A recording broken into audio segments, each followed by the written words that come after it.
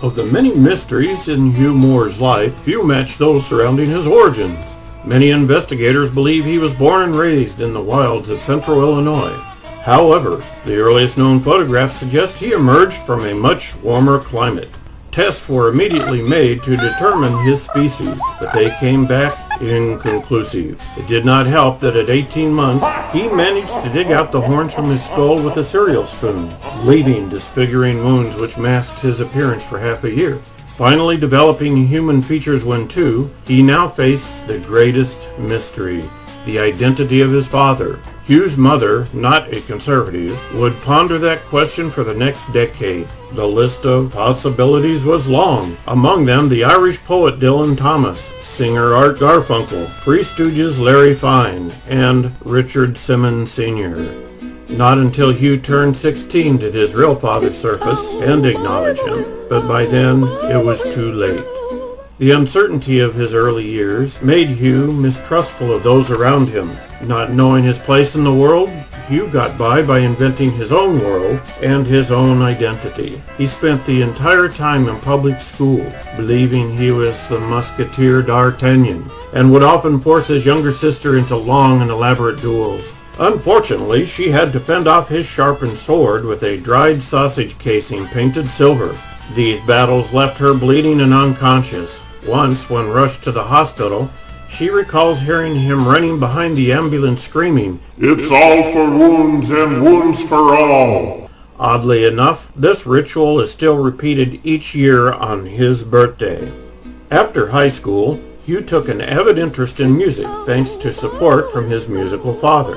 Eventually, he joined the Coachmen, a local folk group. It is through them that he was introduced to the song. He became so obsessed with playing, he insisted they do 1-hour versions of it at each gig. The idea soon broke the group apart, but he persisted in playing the tune for hours at a time. Good morning, starshine. Your earth says hello. You twinkle above us. We twinkle below. Pretty look, baby, baby, baby, la la la lo lo. Saba, sibi, saba, doobie, yaba, naba, lee, go, go. Over the next few years, Hugh mingled and joined with several bands, almost achieving national fame with his own band, Peter, Paul, and Huey, and the Hugh Moore Men, who later became known as the Lettermen. In each case, the one-song obsession caused fellow musicians to shun him, and soon he was unable to get work. Having failed to achieve fame, Hugh began to roam the countryside as a troubadour. He became known as the Ooba Dooba Looby Hobo, and tried his luck as a street singer. Sadly, he had no location savvy and only performed on isolated country lanes or roads closed for construction. Broke and starving, he began dumpster diving for food. His health began to suffer. One night, after eating 3 moldy rotisserie chickens and half a dead cow, Hugh suffered a night of severe hallucinations. Afterwards, he became a staunch vegetarian. Stealing a tractor, he began secretly spreading manure on organic gardens across the Midwest and became known as the Don Quixote.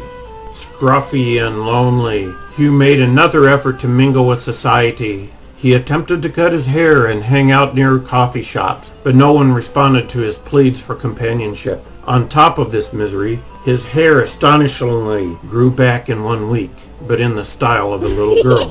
Crestfallen, he was about to return to the lonely roads when he recalled the old adage, Birds of a feather stick together. Convinced he only needed to find his soulmate, Hugh spent the next couple years dating and looking for the little woman. But he soon struck out with the ladies, and after a series of really bad choices, he decided friends would be easier to find. He went out seeking peers, cavorting with the only creatures who considered him one of their own. For a time he was happy being the splash of the party, but it was not enough.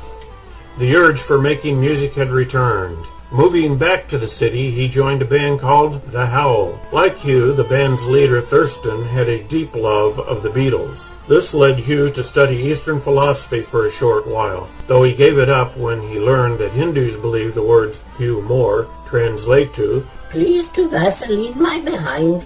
Failing to find Vishnu, Hugh attempted to find spiritual meaning by following the words and wisdoms of his favorite new idol, Vanilla Ice. Soon, though, his devotion became obsession, and he was banned from seeing his beloved Ice, whose face he believed to be sculpted perfection. It was at this moment that Hugh spotted the perfect likeness of Vanilla and fell in love. As he says of this moment, I saw the Cupid Alvin descend from the heavens, singing the most treasured of songs, and I knew I had met my soulmate.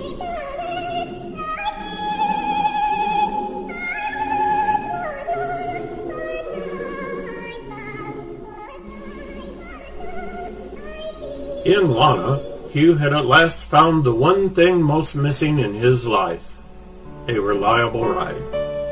After this, things improved. He began painting, started writing an opera, and is the host of a talk radio show. If ever there has been proof that a creature can rise from mere bottom feeder to the buggy scum sucker dashing across the puddle, it is certainly Hugh Moore. We can only hope he continues to move upward and outward, hopefully to another planet.